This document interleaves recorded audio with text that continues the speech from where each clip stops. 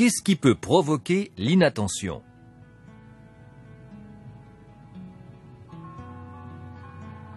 Les sources de distraction sont variées. La plus connue est l'utilisation du téléphone. Il est interdit et puni d'une amende et d'un retrait de points de conduire soit avec un téléphone tenu en main, soit avec un dispositif porté à l'oreille permettant d'émettre des sons. Kit main libre, écouteurs, casque audio, etc.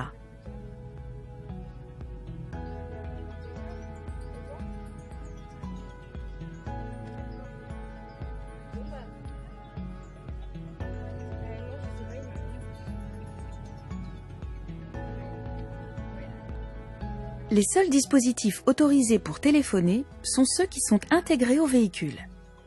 Le conducteur n'a alors rien ni dans les mains ni sur les oreilles.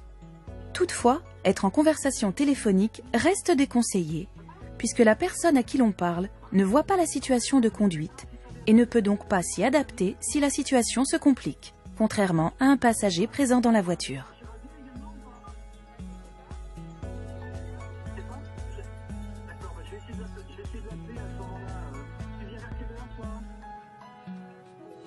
Écrire un SMS est évidemment très dangereux, puisque mes yeux se portent durant de longues secondes sur le téléphone plutôt que sur la route.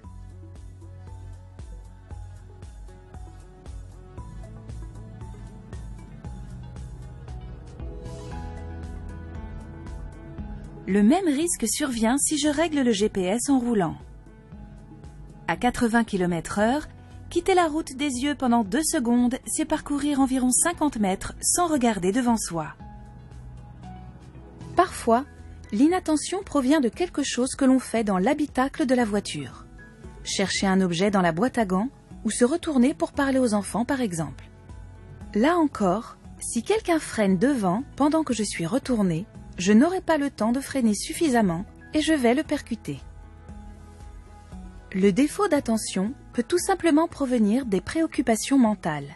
Si je suis perdue dans mes pensées, je ne pourrai traiter que quelques informations élémentaires, mais pas davantage. Mon regard sera fixe, j'oublierai de faire des contrôles, etc. Mon attention est parfois détournée de la conduite à cause de mon environnement. Des affiches publicitaires fixent mon attention. Une musique forte m'empêche d'entendre les bruits environnants comme un klaxon ou une sirène de pompiers.